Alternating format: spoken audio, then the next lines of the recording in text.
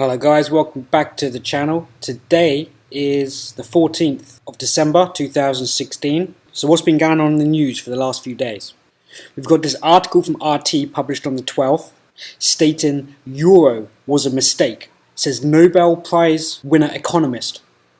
The European Union should start the decentralization process and give the right of decision making to its member states, according to the Nobel Prize winner economist Oliver Hart. The 28 EU member states are not significantly homogeneous, end quote, which after a quick check means identical, consistent, or indistinguishable, to be considered one single entity, and trying to tie them into one was, quote, error, end quote, said the British-born economics professor from Harvard University. Another Nobel Prize winning economist, Joseph Stiglitz, has recently published a book describing the euro as a threat to the future of Europe. And don't forget the Alex Soros tweet where he was outside of a hotel and he took a photo of 5 flags. I forget the exact ones, but it's something like the British flag, the German flag, the Euro flag, and a couple of others, stating which of these is going to fall. So now that Nobel Prize winners are coming out stating that this euro just isn't working, when these guys are actually connected and selected for their Nobel Prize via the establishment anyway. So this is the establishment coming out telling you that the euro is going to go down. Next is Italy's biggest bank to axe 14,000 jobs in major overhaul, published 13 December, again from RT. UniCredit has announced a radical restructuring plan to raise 13 billion euros in capital to return the Italian bank to profitability. It includes cutting 11% of its workforce and getting rid of the vast debt portfolio. So that's another 14,000 jobs gone in the banking system. And over to The Guardian, Tuesday the 13th of December. Urgent. Brexit deal needed to avert banking job losses. Peers to warn. Exclusive. Lord's Brexit Committee to highlight need for financial institutions to make strategic decisions before EU negotiations are finished. Tens of thousands of banking jobs could be lost to continental Europe from next year if ministers do not agree a transitional deal on single market access with the EU. A Lord's report on financial services after Brexit is expected to warn. The committee has been given a range of estimates of the likely job losses across the financial services sector, including a claim from Ernst & Young, commissioned by the London Stock Exchange, that 200,000 UK jobs are at stake. And guys, when these jobs are lost and these banks are, like in the previous article, restructuring, because of the severe damaging costs, they have to cut human labour costs, not to mention that they know the banking system is collapsing, so they have to be laying off the workforce ahead of time. You can't have an instant hundreds of thousands, possibly millions of banking sector workers in the next crisis to be laid off simultaneously at once. So this is a slow shrinking which will ultimately lead to a consolidation of quite likely just a few banks into one, which is perfect for ushering in the one world currency. Now, funnily enough, there's another article here by Guardian, published today the 14th. HSBC shutting 4 bank branches a week. Consumer body which calculates that banks have closed 1,000 branches in the past 2 years as online banking grows. Well, it's nothing to do with online banking. It's all to do with overhead costs and the hemorrhaging of cost and debt associated with these banks, basically because they have been betting so frantically through the derivative market and their positions are so leveraged that they're having to cut any outgoing costs in order to restructure and just keep this ability to balance the books and kick that can just that little bit more and quite likely increase that leverage a bit more also. And guys, this isn't just HSBC. This is Halifax. This is every single large bank inside the UK and throughout Europe that are shutting down and liquidating. You'll even see the high street shops closing down, laying off jobs. It doesn't take much that 1 plus 1 equals 2. This is clear that they are preparing for a serious systemic crisis. But the official media story is, while more people are online banking. Following on with this article, 13th December, Greece boxed in as EU and IMF fight over nation's debt relief plan. IMF distanced itself from policies underpinning bailout as Greek officials worry that war of the worlds may lead to IMF pulling out of rescue programme. The row over how to stabilise the indebted Greek economy has resurfaced with renewed vigour after the European Union on Tuesday angrily rejected charges by the International Monetary Fund that its current rescue programme is, quote, not credible, end quote. What, you're telling me that the IMF aren't giving you a fair deal? The spectre of the country's economic crisis flaring up again, deepening as the extent of the differences between creditors was laid bare. Caught in the middle, Athens also ratcheted up the rhetoric as its finance minister told The Guardian that the IMF was, quote, economising with the truth, end quote.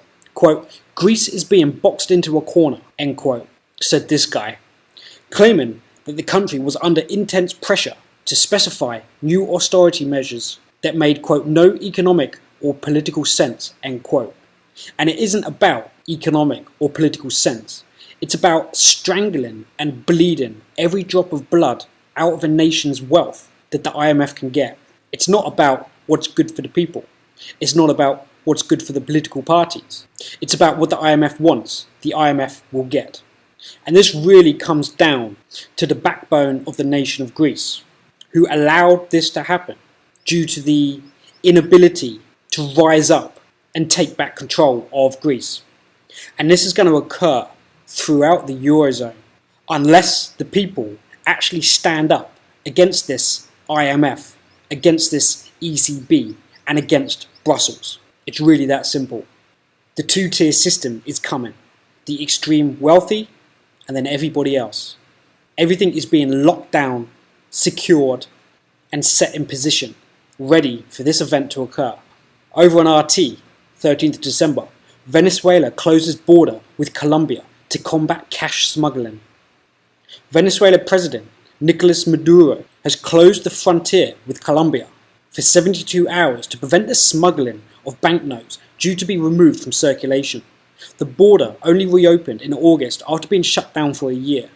And guys, when I bring up topics about Venezuela, a lot of people just don't care about it because it's not relevant to them. Well, this is a testing ground, much like Greece is the testing ground. They create little pockets of isolation areas to sample the public's reactions to serious austerity measures, serious law reforms, and effectively how the public reacts to being pummeled to the ground. On Sunday, Venezuelan authorities, and it's relevant for you to actually visualize, understand what is going on, because these events will occur in an area near you. So if you have the basic understandings of what is occurring and how people are reacting and dealing with the events, it educates yourself into what you need to do to protect yourself and your families. Because believe it or not, this is definitely coming. And if you're fortunate enough to be on the outside looking at this stuff, then you just need to feel for the people that are currently going through this, because it's about as bad as it can get. So while you're sitting back drinking your coffee and able to continue purchasing things online or go down to your local shop and buy the loaf of bread, that is actually a luxury these people can't have. And it's not just because they're in a third world nation. It's because they are the guinea pigs of this New World Order agenda. So carrying on Sunday, Venezuelan authorities said that the 100 Bolivar banknote would be withdrawn and replaced with coins of the same face value within 3 days to crack down on the organised criminals operating on the border.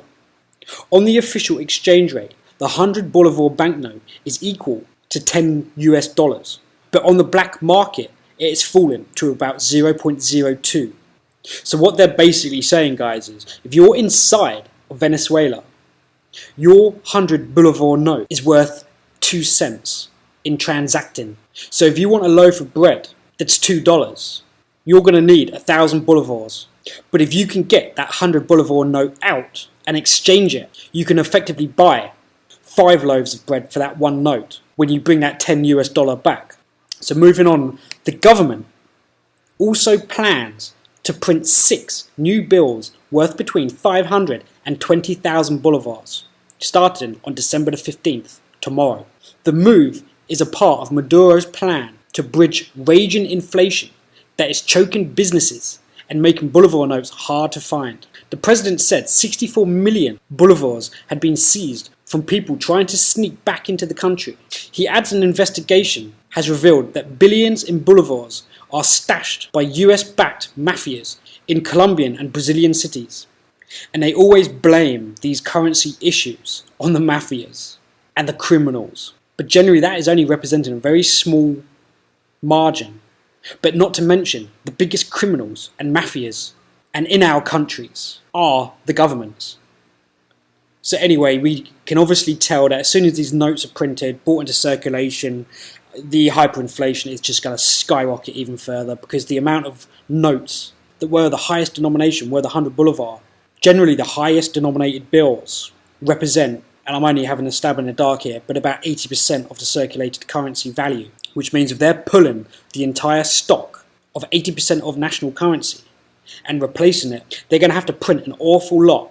But don't forget, there's also black market hyperinflations that are occurring because people need items of food, people need things, so they pay whatever prices they need in order to feed themselves. Not to mention the extreme scarcity of items due to the lack of liquidity and goods being brought into the country because of lack of liquidity. So this isn't going to fix the situation overnight. This is just going to spiral further and further, quite likely into a Weimar Republic, into the Zimbabwe note, which, as we know, the highest denomination of that was at 100 trillion. Anyway, moving over to this article here, again, The Guardian. And I'm just getting such a bullshit detector of this Guardian, I have to speak out about it. Why is UK inflation rising so quickly? Blame Brexit and the oil. So isn't it funny that, mainstream media, guys, 13th of December. So mainstream media blame Brexit. We're getting this, it's all Brexit's fault. Everything is Brexit's fault. The oil price. Well, let's see what they got to say before I say what I want to say. So it starts off with a 20% hike in petrol prices added to sterling's 15% fall means the cost of living is rising fast. Expect 2% by spring and 3% by next Christmas. So as all the currencies are being devalued around the world, it's all of a sudden Brexit's fault, yeah? Nothing to do with the ludicrous printing of fiat currency globally, which actually has the effect of inflation, because it all comes down to how much of a currency is in circulation. The more currency you add, the more diluted the value gets.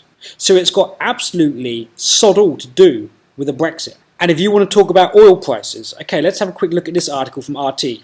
12th of December. Oil prices surge as world unites on production cut. Alright, so there's been some form of agreement being made to put the production into a slowdown. Crude oil prices soared to mid-2015 highs as independent producers, led by Russia, agreed to join OPEC in cutting output globally in the first deal since 2001. So as we're aware, OPEC is a huge cartel that controls a large portion, I can't quote the exact percentage, but it's an extremely high percentage of global production. So I get to the main point after I read this little section here. Brent crude rose as high as $57 a barrel in overnight trading between Sunday and Monday before falling to 57.19, but up over 5%. US crude benchmark West Texas Intermediate also hit a 16-month high of 54.51 a barrel before retreating to 54.15. Quote, we believe that the observation of the OPEC 11 and the non-OPEC 11 production cuts is required to substantially support oil prices to our 1H17 WTI price forecast of $55 a barrel, end quote, said Goldman Sachs. Oh, how funny, Goldman Sachs is here. OPEC has pledged to cut oil output by 1.2 million barrels per day. BPD, barrels per day, from January the 1st, 2017, with the cartel's biggest producer, Saudi Arabia, slashing around 500,000 barrels a day in a bid to end oversupply that has halved crude prices since 2014. So Saudi Arabia are cutting 500 million barrels a day. So let's just put this into context. If we go back in time a little while, we had a huge conflict between the Eurozone and Russia, which is still continuing today, with the constant pressure and enticement of the Eurozone trying to pull Russia into some conflict, military conflict, to spark this World War III scenario that many have covered, including myself. Now, what was the Europeans and NWO's agenda in order to limit Russia's ability to have a financial market? Well, they introduced huge sanctions. So they sanctioned the hell out of Russia to cut production and to limit GDPs, which obviously affect everything inside of a nation's economy. Now, obviously, Russia's largest export is gas and oil. So when you sanction the hell out of gas and oil exports from Russia, you seriously affect their economy. Now, obviously, Russia was side-skirting around, trying to sell oil and things to other nations nearby, like China, etc., creating the Silk Road Agreement. And this was all because they were trading these commodities, not using the US dollar, which is what created the whole situation in the first place, breaking away from the petrodollar, which clearly pissed the hell out of the NWO. So one other thing that was agreed via the OPEC producers was to flood the market with oil, which drove down the prices massively, because as we know, Saudi Arabia can actually pump more than enough supply at fractions of the cost of any other producer globally, because they are sitting on the largest oil fields in the world. So what does flooding the market do to price? Well, it suppresses it, obviously. So I find it ironic that oil prices, which are artificially controlled by OPEC and the NWO, are causing the effect of inflation alongside the Brexit situation, which has absolutely nothing to do with Brexit, because it's all being controlled through the sanctions, through the oil production, and they've actually realised that although this does affect Russia, they actually can sustain and manage conducting business at these rates. So for the last couple of years, all the OPEC producers have been producing large volumes at discounted prices, which obviously has a huge effect for their bottom line and their shareholders' dividends. So this has been a big problem, which is now obviously being corrected, all in order to raise the price of the barrel again. And let's think about, obviously being a silver channel predominantly and a markets overview, what happens when you obviously increase the price of oil? Well, every other industry relies on oil, relies on fuel to produce and transport the products that they sell. Now, I'll break this right back down into what we all like so much on this channel, gold and silver. So what happens to the production costs at the mining facilities when the prices of oil increase? Well, their bottom line starts to pinch on the balance sheet, and it comes to a point where production, which is already, as we know, pretty tight cost-wise, is only going to be getting squeezed even tighter.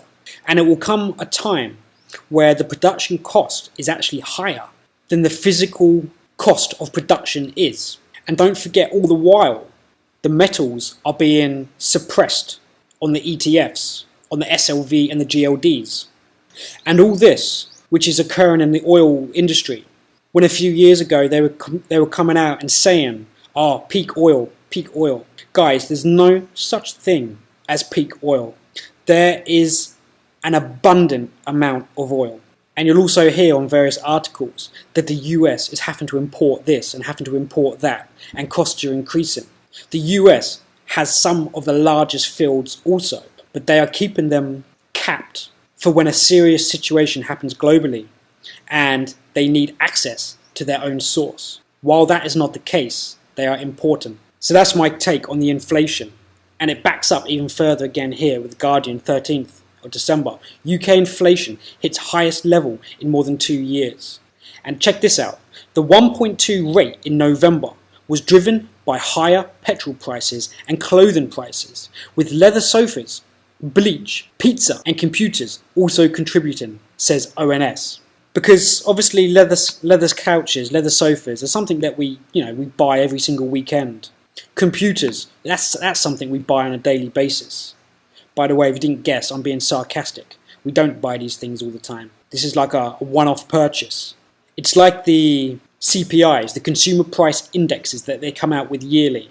They always select the items which are kind of irrelevant to everyday survival, everyday purchases and costs. They manipulate the figures, which are actually going to be a hell of a lot worse than what they are. And here it is again. The rise in the consumer price index from 0.9% in October was largely driven by higher petrol prices and clothing, according to the Office for National Statistics. But I don't know about you guys, but I don't buy clothes that regularly. Of course, we all use a lot of petrol if you drive yourself. But again, this all backs to the controlled, manipulated OPEC and the failed sanctions on Russia, which is supposedly causing. This increase is occurring because they want it to increase. The controllers want it to increase. So I guess I should have stuck this one over with the banking sector at the beginning. 13th of December, Lloyds Banking Group. Government's Lloyds shares sale takes stake to below 7%. Taxpayers have now recovered more than 17.5 billion of the 20.3 billion injected into the bank during the 2008 crisis. The British government has cut its stake in Lloyds Banking Group to below 7%, raising the amount recovered to more than 17.5 billion of taxpayers' money used to bail out the bank during a financial crisis. The sale of a further 1% of Lloyds shares on Tuesday reduced the government's stake to 6.93% from a peak of 43%. So let me tell you exactly what I believe is going on with this Lloyds Bank share, which I have covered previously as well. The sale of the further 1% of Lloyds shares on Tuesday reduced the government's stake to 6.93% from a peak of 43%, obviously in 2008. So they have sold off a huge amount of shares into the private sector, which is individuals investing in Lloyds Bank. But do you really think it's individuals? Or do you think this is part of the quantitative easing purchase? It's probably a bit of both.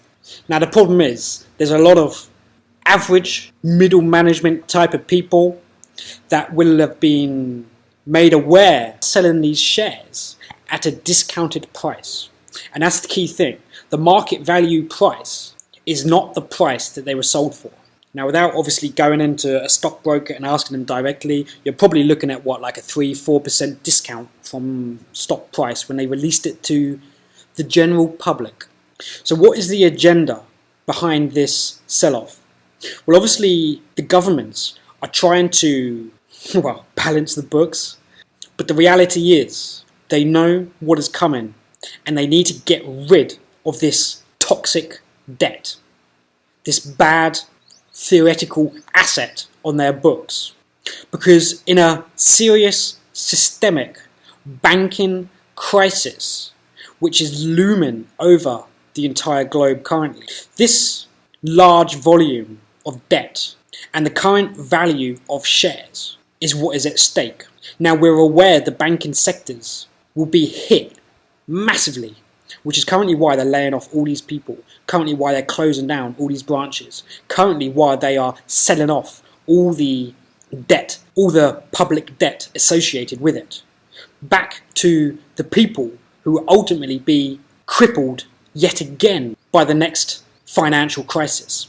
So it's almost like you're double dipping off the same people. And the poor, foolish people that are thinking this is a great time to invest, the prices are low, are going to get burned so bad.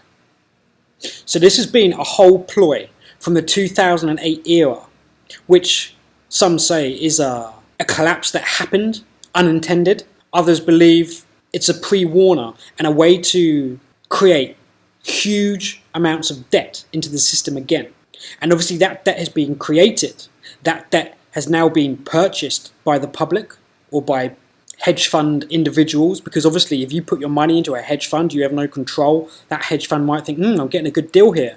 I'm getting a 3% offer on buying a vast amount of Lloyd's shares, which I'm of the understanding the markets are picking up. Good time to get in, nice bit of profit. And if they're not inside of the club and inside of that loop, and they've just invested, say, £500 million into this Lloyd's share scheme, and in the next 6 months, something happens, then it goes without saying. Thousands and hundreds of thousands of people inside of that Goldman Sachs, Hargreaves Lansdown, or whoever the high-end, respected money manager works for is going to get burned. It's going to end up with nothing, quite likely. And this is just another one of the greatest deceptions throughout the banking sector to occur prior to the next crash. They're consolidating, they're wiping the debts, and then they're going to pull the plug all over again. Clear as day. So here we are again. After this, Italy's biggest bank, UniCredit, loses 14,000 jobs. Here we are again, 13th December. The Guardian. Italian banking crisis. UniCredit to raise 13 billion euros. The bank, which has lost half of its value this year, will launch Italy's largest share issue and use the cash to remove bad debt. And guys, again, this is just following on. They're just pumping money into these share stocks to prop up the markets. And I can't believe, number one, the general public have much money to invest in these stocks. And number two, that they would even think that this is a good time to invest in stocks. But unfortunately, we live in a time where so many people just work their 9-to-5 jobs, are totally zombified, and just have far too much money and don't know what to do with it. And they see properties, they see stocks as being a fantastic investment that have nothing but a rising trend in the long hold. So that pretty much covers that one. And here's another article, The Guardian, 13th December. Italian banks are living on borrowed time and money. Hurrah! Some of the world's largest banks have been rounded up to underwrite a 13 billion euro, 11 billion pound rights issue at the giant Italian lender UniCredit. This is unequivocally good short-term news for Italy and the European banking system, since the alternative would have been an immediate crisis for both. So again, this is a prop-up, nothing more. Yet 8 years after the global banking crash, Italian and European banking regulators should hang their heads in shame that a bank the size of UniCredit should require such a large infusion of fresh capital. This is UniCredit's third fundraising since 2008. Well, hang on, if it doesn't work one time and it doesn't work 2 times, why is it going to suddenly work the 3rd time? People need to clock on to the fact that these banking systems are unsustainable. You can't keep throwing fire at a fire and think that it's going to go out. What the hell is wrong with the general population? People's thinking. It is the people that have the ability to stop this from happening. You just have to voice this concern. You need to remove your currencies from the banking sector. You need to invest that money into another form of asset holding. And then you can just watch these whole systems collapse. That is what has to happen. That is what is needed to happen to effectively cleanse and purge this corrupt, dying system. Because it's in nobody's interest except the high elite circle of people, which you and I are not part of. And I'm going to leave it there, guys. But basically, that is the update regarding the whole banking sector, the inflation sector, throughout the European and UK markets as of 13th/14th of December 2016. Thank you so much for watching.